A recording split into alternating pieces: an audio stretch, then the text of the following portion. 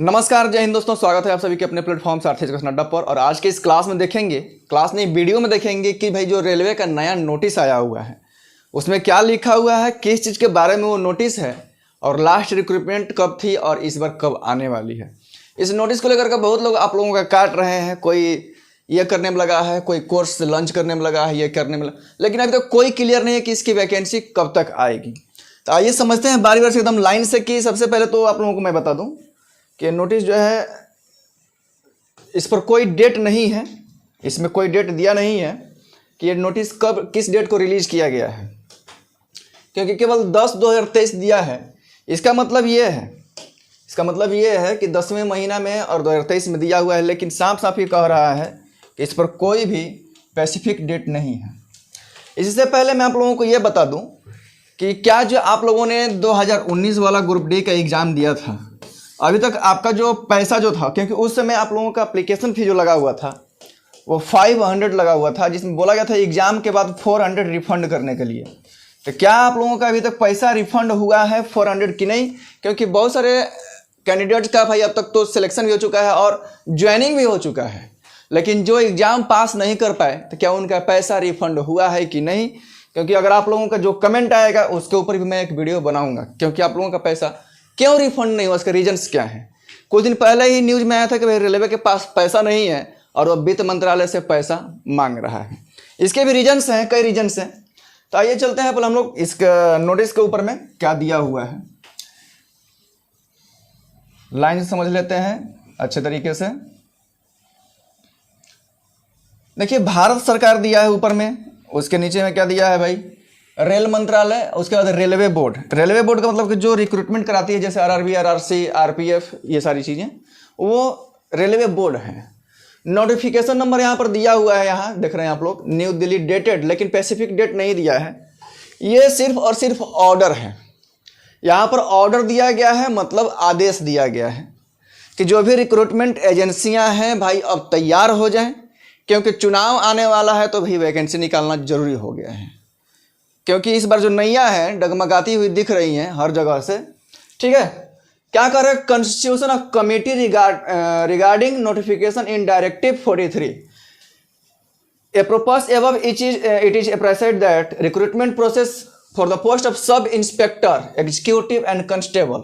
ये तो क्लियर हो गया है कि इसमें कांस्टेबल का और एसआई दोनों का भी वैकेंसी आएगा, और जब भी आएगा भाई बहुत जल्दी आएगा, बहुत दिनों से ये चर्चा में चल रहा है, लेकिन आएगा। लेकिन ये क्या देखे तो भी इंटीएटेड जो कि आना है। The last recruitment was conducted in 2018।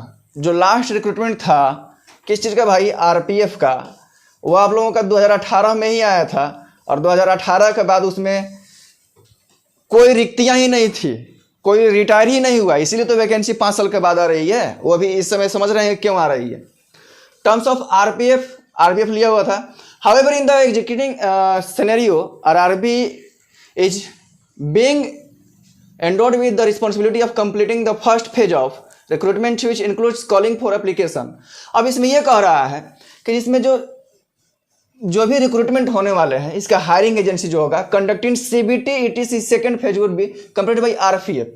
यानी कि बात कर रहा है कि जो भी इसमें एग्जाम होगा वो आरपीएफ कराएगा, the first phase of recruitment, ठीक है। Calling appreciation agency CBT ETC called second will be RPF itself, RPF ही कराएगा। और जो इसका भाई फिजिकल होगा वो आरपीएफ के द्वारा ही लिया जाएगा। तो आगे यही सब कह रहा है, since the first stage recruitment is the conducted by RRB. तीसरा में यह कह रहा है कि फर्स्ट स्टेज जो भी सीबीटी होगा, ठीक है, वो आरआरबी के थ्रू लिया जाएगा, लेकिन सेकेंड फेज जो होगा, पीटी होगा, पीएमटी होगा, पीएसटी जो भी होगा, डॉक्यूमेंट वेरिफिकेशन होगा, वो आरपीएफ के थ्रू लिया जाएगा।